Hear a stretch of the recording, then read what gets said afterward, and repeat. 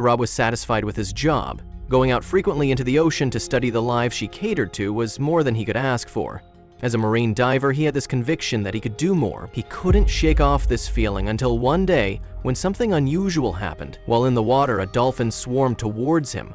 He didn't think much of it until it grabbed his hands. What did this dolphin want, he thought to himself. The animal saw his swimwear and immediately recognized him. This time it's a piece of plastic stuck in a blowhole. When he realized what was happening, he called for help and it was removed. Then he saw something that was too familiar. It couldn't be. How could he forget? It remembered him.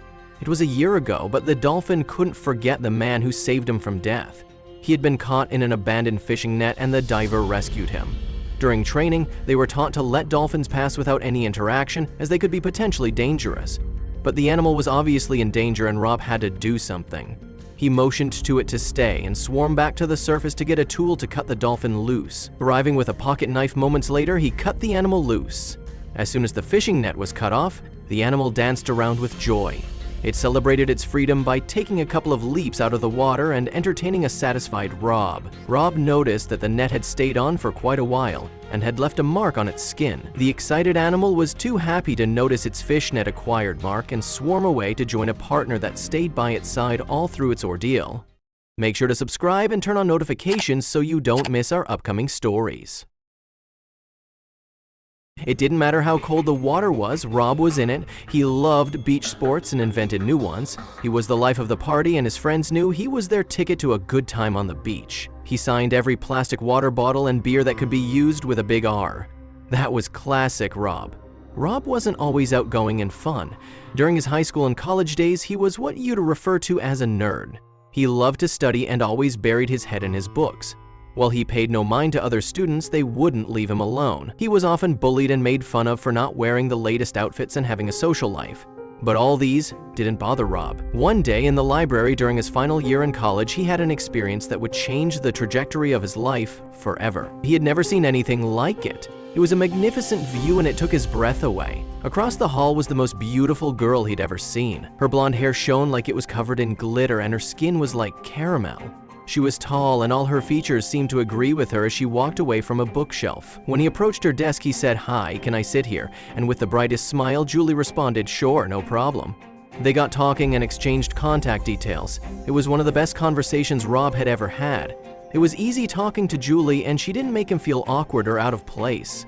Unlike him, Julie was very social and outgoing, but it was what made the attraction even stronger. She got invited to all the cool parties and took him to some. He was too tired or just uninterested to attend other, but that didn't stop Julie. She seemed to have a lot of energy and kept up with the parties. Rob didn't mind, she had a life before him and he was fine with it. Then came their final exams and Rob spent his days and nights in the library. This is what he had been working for these years. Some days Julie joined him, other days she didn't. Whenever he tried to encourage her to put more effort into her studies, she'll brush him off and call him boring. She was going to party, exams or not. Expectedly, Rob graduated with distinction. Julie graduated too. During the graduation ceremony, Rob got on one knee and asked Julie to marry him. The hall went silent. Was she going to say yes? Theirs was an unlikely relationship and everyone except Rob knew it. He wanted to build a life with her and didn't care about how they looked to people. He wanted her to know just how much he loved her and wanted to spend the rest of his life with her. He got his grandma's diamond ring polished and looked his best.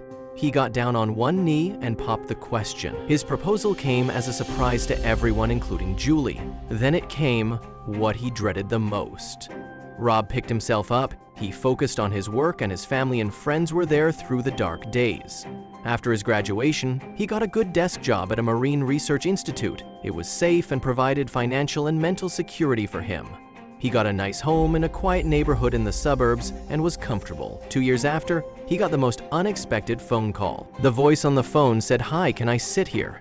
He froze. He knew who it was. How could she? What did she want? It's been 2 years and she didn't bother to see how he was doing. He didn't need her now.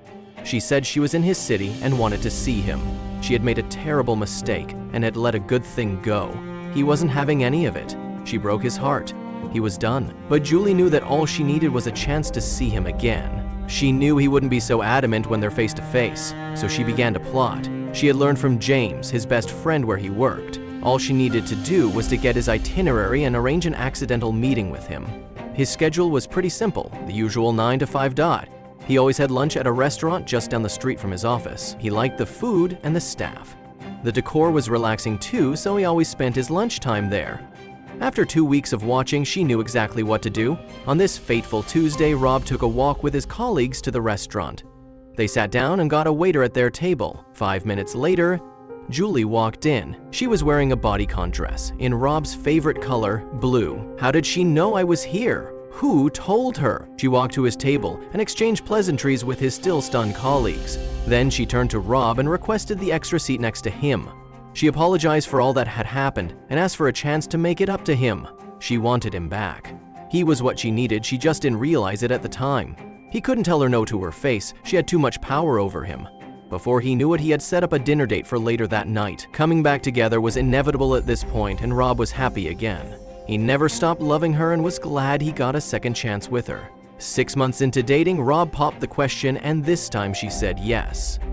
Soon after, she moved in with him and they began to plan the wedding. He wanted a small intimate ceremony while she wanted an elaborate one. He wanted to make his bride happy and they had an elaborate wedding that burned through his savings. For Julie, the price was everything. She picked out the most expensive hall, dress, cake, and planner she could find. They had the wedding, a beautiful ceremony, and settled into married life. Rob was happy. His life was complete. He was married to a woman he loved, and nothing compared to the feeling. He did notice that his wife had become quiet, but he didn't think much of it.